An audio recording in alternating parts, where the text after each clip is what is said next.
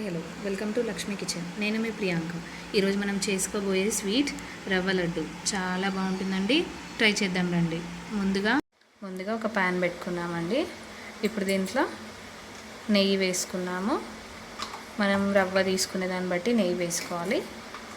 మేము ఒక కప్పు రవ్వ తీసుకున్నాము. నెయ్యి వేడెక్కగానే రవ్వ వేసుకోవాలండి. ఒక కప్పు తీసుకున్నాము రవ్వ. సిమ్లో పెట్టుకొని వేయించుకోవాలి. పెద్దగా పెట్టొద్దండి, మాడు వాసన వస్తుంది. చిన్న మంట మీద మంచిగా దూరగా వేయించుకోవాలి. ఇదిగోండి రవ్వ వేగిపోయింది. ఇలా వస్తే సరిపోతుంది. ఇప్పుడు దీంట్లో మనం చక్కెర వేసుకుందాము. 1/2 కప్ షుగర్ అండి.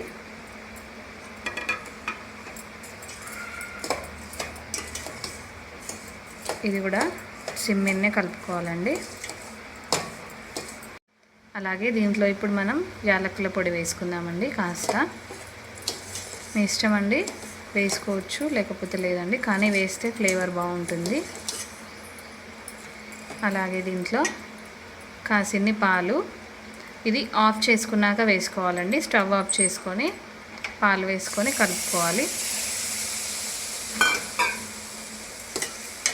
పాల క్వాంటిటీ రవ్వను బట్టండి, మనం ముద్దలు కట్టుకునేటట్టు వచ్చే వరకు చూసి కలుపుకొని వేసుకోవాలి. కొద్దిగా వేసుకోవాలి. మనకు కలుపుకుంటే తెలిసిపోతుంది.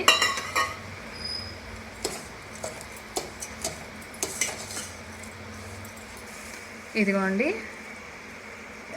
ఇలా వస్తే సరిపోతుంది. మనం పాలు మరి ఒకటేసారి వేసుకోకుండా కొద్దిగా వేసుకుంటూ కన్సిస్టెన్సీ చూసుకోవాలండి.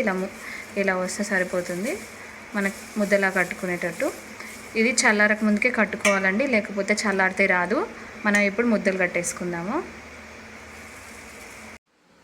ఇదిగోండి ఎంతో కమ్మనైన నీతితో చేసిన తీయటి రవ్వ లడ్డు రెడీ అయిపోయిందండి. మనం చక్కెర మిక్సీ కూడా పట్టుకోవచ్చండి. మేము ఇలా చేసాము, కానీ మిక్సీ పడితే మనకు తినేటప్పుడు చక్కెర కూడా తాకదండి. చాలా బాగుంటుందండి. ట్రై చేయండి. నచ్చితే లైక్ చేయండి, షేర్ చేయండి, కామెంట్ చేయండి. Thank you.